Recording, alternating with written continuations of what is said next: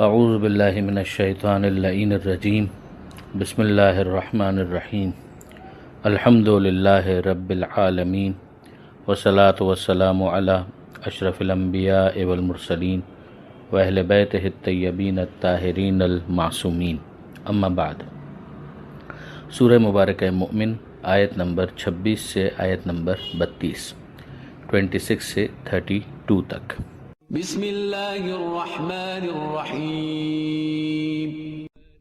وقال فرعون ذرونی اقتل موسى وليدع ربه إني أخاف أن يبدل دينكم أو أن يظهر في الأرض الفساد.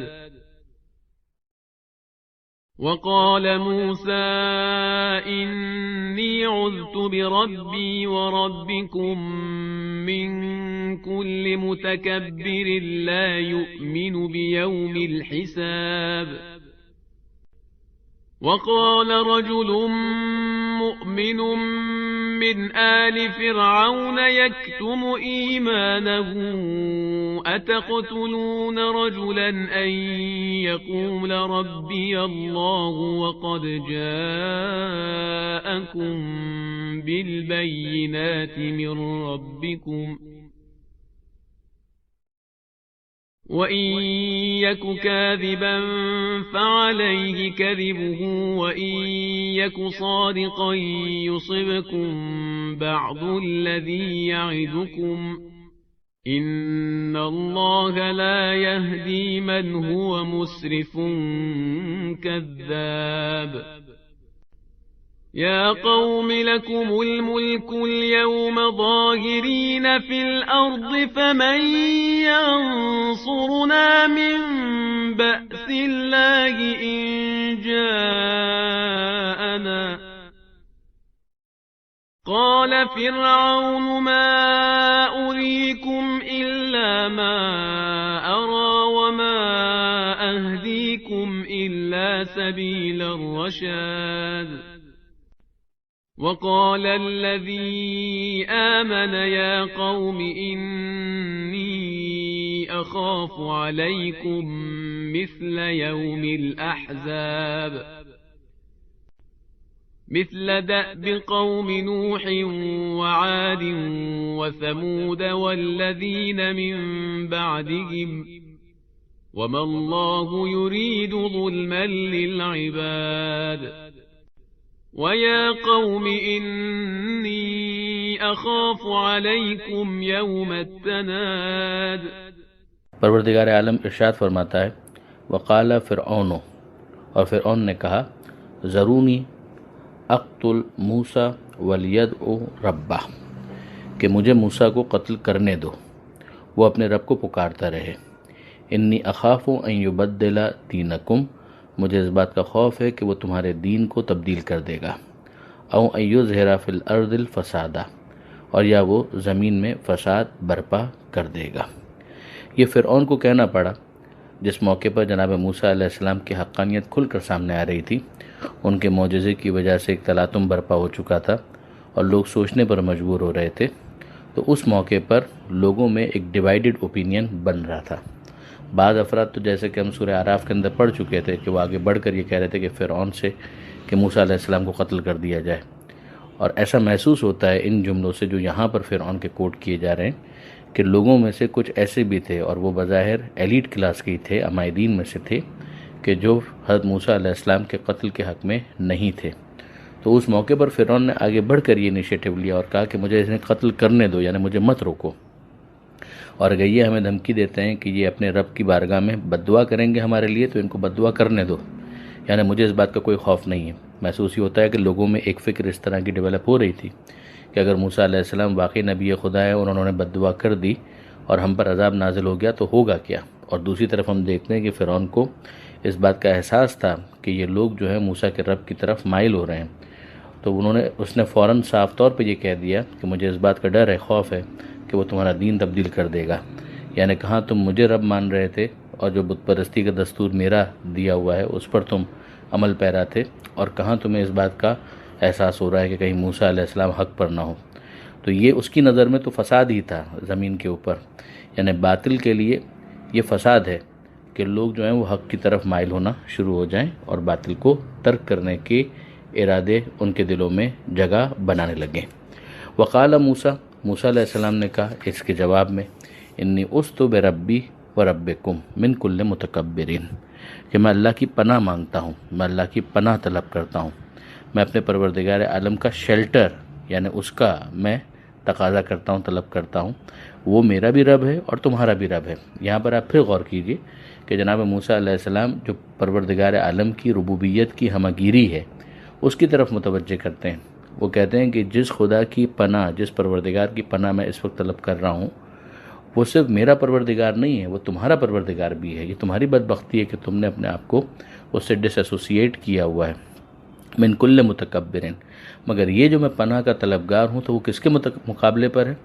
ہر متکبر کے مقابلے پر۔ لا یؤمن بیوم الحساب، کہ جو حساب کے دن پر ایمان نہیں رکھتا۔ یعنی اب فرعون کو ایک مرتبہ پھر دعوت دی ہے انڈائریکٹ وے کے اندر، اور جو دوسرے تمام افراد سن رہے ہیں ان کو بھی، کہ تم ذرا غور کرو کہ کیا تمہارا ایمان آخرت کے دن پر، حساب کتاب کے دن پر ہے یا نہیں ہے۔ یہ اکاؤنٹیبلٹی کا فیئر، جو کنسٹرکٹیو فیئر ہے، وہ اس دنیا کے اندر انسان کو کریکشن کی طرف آمادہ کرتا ہے۔ لیکن اگر ایک انسان متکبر ہے اور آگے اسے کوئی حساب کتاب والا دن نظر نہیں آ رہا، تو پھر تو بابر بھائی اشکوش کے عالم دوبارہ نیز کی جتنی عیاشی کرنی ہے کرو، اس لیے کہ کوئی حساب کتاب ہونا ہی نہیں ہے۔ یہ انسان آہستہ آہستہ پھر ایروگنس کی طرف اور تکبر کی طرف بڑھنے لگتا ہے۔ اب ایسے میں جبکہ یہ بظاہر محسوس ہو رہا تھا کہ فرعون گویا حضرت موسیٰ علیہ السلام کو قتل کرنے کے لیے عملی ایک پلان بنا رہا ہے، ایسے میں ایک مرد کھڑا ہوا، اور مرد جو تھا وہ مرد مومن تھا، اور بڑی بات یہ ہے کہ وہ آل فرعون میں سے تھا، یعنی فرعون کے خاندان والوں میں سے تھا، جیسا کہ بعض مفسرین نے کہا ہے کہ وہ فرسٹ کزن تھا، چچا زاد بھائی تھا یا ماموں زاد بھائی تھا۔ بعض نے تو اس سے فرعون کا ولی عہد تک کہا ہے کہ حضرت موسیٰ علیہ السلام کی حمایت میں اس وقت وہ شخص بولا کہ جو مرد مومن تھا اور فرعون کے خاندان سے تھا، یکتم ایمانہ، اور جس نے اپنے ایمان کو چھپایا ہوا تھا۔ پوری عبارت یہ ہے، وقال رجل مؤمن من آل فرعون، کہا ایک مرد مومن نے جو فرعون کے گھر والوں میں سے تھا، خاندان والوں میں سے تھا، یکتم ایمانہ، جس نے اپنا ایمان چھپایا ہوا تھا، یعنی اس سے پہلے اس نے اپنے آپ کو ایکسپوز نہیں کیا، وہ مناسب موقع کا منتظر تھا، ورنہ اس نے مصلحت اسی میں دیکھی تھی کہ کسی طریقے سے پوشیدہ رہ کر ہی جناب موسیٰ علیہ السلام کی کمک اور مدد کی جائے، اور موسیٰ علیہ السلام کے مشن کو تقویت پہنچائی جائے، اس کو اسٹرینگتھن کیا جائے۔ اگر وہ اپنے آپ کو ظاہر کر دیتا تو وہ اتنا زیادہ مفید نہیں ہو سکتا تھا، مگر ظاہر نہ کر کے اس نے حضرت موسیٰ علیہ السلام کے مشن کو تقویت پہنچائی۔ ہاں، اب جب اس نے یہ محسوس کیا کہ اگر اس موقع پر بھی میں نہیں بولا تو ممکن ہے کہ جناب موسیٰ علیہ السلام قتل کر دیے جائیں، تو اب پھر فائدہ نہیں ہے اپنے اس ایمان کے اوپر پردہ ڈالنے کا، لہٰذا یہ مناسب موقع ہے کہ اپنے آپ کو قربانی کے لیے پیش کر دیا جائے۔ مگر غور طلب بات یہ ہے کہ پروردگار عالم نے اس کی مدح کی ہے، اس کی تعریف کی ہے کہ یہ ہے مرد مومن، یعنی اسے مومن بھی کہا، یعنی اس کا اب تک کا جو عمل تھا وہ ایمان کے خلاف نہیں تھا، وہ مرد تھا، یعنی اس کے ایمان چھپانے کی وجہ سے اس کی مردانگی میں بھی کوئی کمی واقع نہیں ہوئی، اور اس نے اپنے ایمان کو چھپایا ہوا تھا، جسے کو اصطلاح کے اندر تقیہ کہا جاتا ہے۔ تو اب لفظ تقیہ سے اگر کسی کو چڑ ہو جائے تو اسے ٹھنڈے دل سے پھر ایک مرتبہ غور کرنا چاہیے کہ یہ جو پورا پروسیس اس وقت ہو رہا ہے یہ تقیہ نہیں ہے تو کیا ہے؟ یعنی اس شخص نے جو اپنے ایمان کو چھپائے ہوا تھا تو کیا اس کے ایمان میں کوئی کمی واقع ہو گئی یا نہیں؟ مسئلہ یہی تھی کہ وہ اپنے ایمان کو پوشیدہ رکھتا۔ ہاں، یہ جو موقع آیا اس موقع پر اس نے اپنے آپ کو ایکسپوز کیا، لیکن اس سے پہلے اس نے اپنے آپ کو چھپایا ہوا تھا اور اس کو یہی کرنا چاہیے تھا۔ مولانا دریا آبادی اپنی تفسیر کے اندر یہاں ایک تبصرہ لکھتے ہیں۔ ظاہر ہے کہ مولانا دریا آبادی شیعہ نہیں ہیں، مگر ان کا یہ تبصرہ کتنا حقیقت پسندانہ ہے۔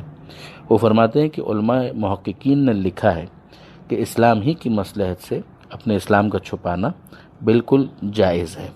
مرشد تھانوی نے فرمایا ہے کہ اہل باطل کے سامنے حق کا اخفاء خوف فتنہ سے منافی کمال نہیں، خصوصاً جبکہ سہولت ارشاد و تبلیغ کی مصلحت بھی شامل ہو۔ یہ ان کی تفسیر ماجدی کے اندر الفاظ ہیں کہ جو انہوں نے ارشاد فرمائے۔ تو بہرحال ضد آ جائے یا خواہ خواہ کسی کے خلاف کوئی پروپیگنڈا متاثر کر دے، انفلوئنس کر دے، وہ ایک الگ بات ہے، ورنہ یہ وہ حقیقت ہے کہ جو بالکل واضح اور روشن ہے۔ دل میں ایمان ہو اور اسے مصلحتاً پوشیدہ رکھا جائے، اس کو تقیہ کہتے ہیں، اور یہ وہ چیز ہے کہ جو قرآن مجید کے اندر صراحت کے ساتھ پروردگار عالم نے تائید کے حوالے کا تائید کی ہے اور اس کو بیان فرمایا ہے، من جملہ یہ آیت بھی ہے۔ تو پروردگار فرماتا ہے کہ اس مرد مومن نے کہا جو فرعون کے خاندان میں سے تھا، جس نے اپنے ایمان کو چھپایا ہوا تھا۔ اب اس نے جناب موسیٰ علیہ السلام کی حمایت میں جو تقریر کی ہے، تو ابتدا میں اس نے ذو معنی الفاظ ہی استعمال کیے ہیں، اور پھر ایک موقع آتا ہے کہ جہاں پر وہ کھل کر اپنے آپ کو ظاہر کرتا ہے۔ تفاسیر کے اندر اس مرد مومن کا نام حزقیل بیان ہوا ہے۔ جو انہوں نے کہا وہ کیا تھا؟ اتقتلون رجلا، کیا تم اس مرد کو قتل کرنا چاہتے ہو؟ ان یقولا، صرف اتنا کہنے پر کہ ربی اللہ، کہ اللہ میرا رب ہے، وقت جاءکم بالبینات من ربکم، جبکہ وہ تمہارے پاس بینات تمہارے رب کی طرف سے لے کر بھی آیا ہے۔ یہ آپ نوٹ کیجئے کہ پھر ایک مرتبہ ربکم کہہ کر متوجہ کیا ہے مومن آل فرعون نے کہ حضرت موسیٰ علیہ السلام جس رب کی بات کر رہے ہیں وہ کسی فرد واحد کا رب نہیں ہے، وہ اس کا بھی رب ہے اور تمہارا رب بھی ہے، اور وہ اپنی بات کو بغیر کسی ثبوت کے پیش نہیں کر رہا۔ اس نے تمہارے سامنے معجزات کو بھی پیش کیا ہے، جس کے ذریعے سے اس نے اپنی بات کا ثبوت فراہم کیا ہے۔ وَإِن يَكُ كَاذِبًا فَعَلَيْهِ كَذِبُهُ، اگر یہ جھوٹا ہے تو پھر اس کا جھوٹ، اس کا وبال خود اس کے اوپر ہے۔ یعنی ذرا اف سیناریو کے اوپر ہی غور کر لو، ایک پروبیبلٹی کے عنوان سے سوچو کہ اگر یہ جھوٹ بول رہا ہے، معجزات بھی دکھا دیے، ثبوت بھی دے دیا، پھر بھی اگر یہ جھوٹا ہے تو پھر اس کا جھوٹ، اس کا وبال خود اس کے اوپر ہے۔ وَإِن يَكُ صَادِقًا، لیکن اگر یہ سچا ہے تو پھر کیا ہوگا؟ يُصِبْكُمْ بَعْضُ الَّذِي يَعِدُكُمْ، جو یہ باتیں بول رہا ہے اگر اس میں سے بعض بھی سچ ثابت ہو گئیں، یعنی اگر جو باتیں اس نے کی ہیں، مثلا 10 باتیں کی ہیں تو 2 بھی اگر اس میں سے سچ نکل آئیں تو پھر تمہارا کیا بنے گا؟ ان اللہ لا یہدی من ہوا مسرف کذاب، یقیناً اللہ ہدایت نہیں کرتا ان کی کہ جو حد سے تجاوز کرنے والا ہو اور بڑا جھوٹا ہو۔ یعنی تم اپنے بارے میں اپنے گریبانوں میں جھانک کر دیکھو کہ یہ جو تم کر رہے ہو یہ تمہارا کام حد سے آگے بڑھا ہوا نہیں ہے، اور یہ جو تم کام کر رہے ہو کیا یہ تکذیب واقعاً تمہیں زیب دیتی ہے؟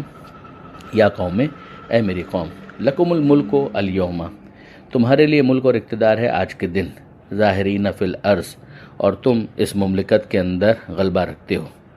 فمن ینصرنا من بأس اللہ ان جاءنا، مگر اگر اللہ کا عذاب آ گیا تو کون ہمیں اللہ کے عذاب سے بچائے گا اور اس کے مقابلے میں ہماری مدد کرے گا؟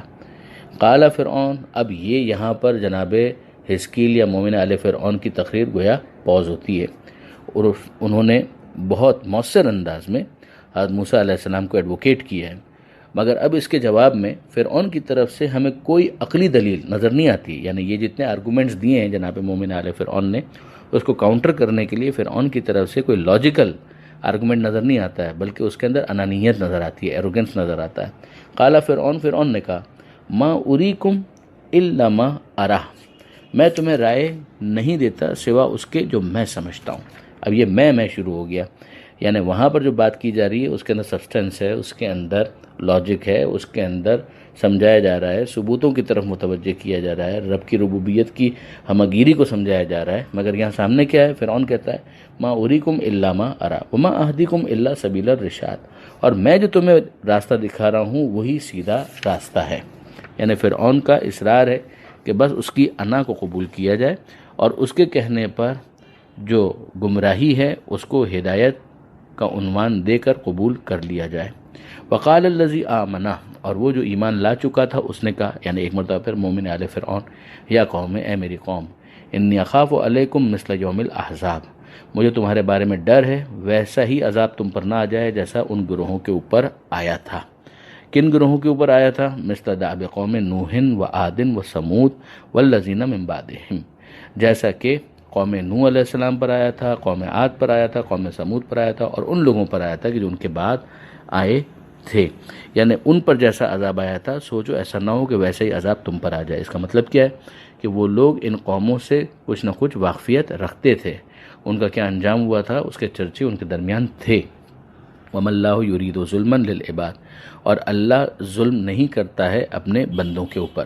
یعنی اگر تم پر عذاب آیا تو رسپانسبلٹی تمہاری ہوگی، تمہاری ان حرکتوں کا تمہیں نتیجہ بھگتنا پڑے گا۔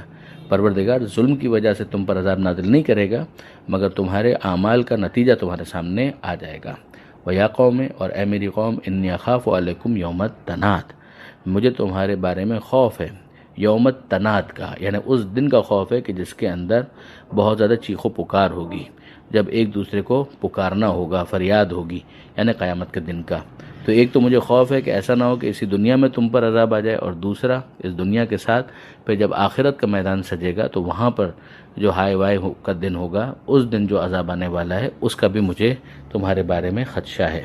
یہاں پر ابھی گفتگو آگے بڑھے گی، مگر آیت نمبر 32 پر یہ صفحہ مکمل ہوا۔ پروردگار عالم سے دعا ہے قرآن پڑھنے، سمجھنے اور عمل کرنے کی توفیق عطا فرما، اور وارث قرآن امام زمانہ کے ظہور میں تعجیل فرما۔ وآخر دعوانا ان الحمد للہ رب العالمین، والسلام علیکم ورحمۃ اللہ وبرکاتہ۔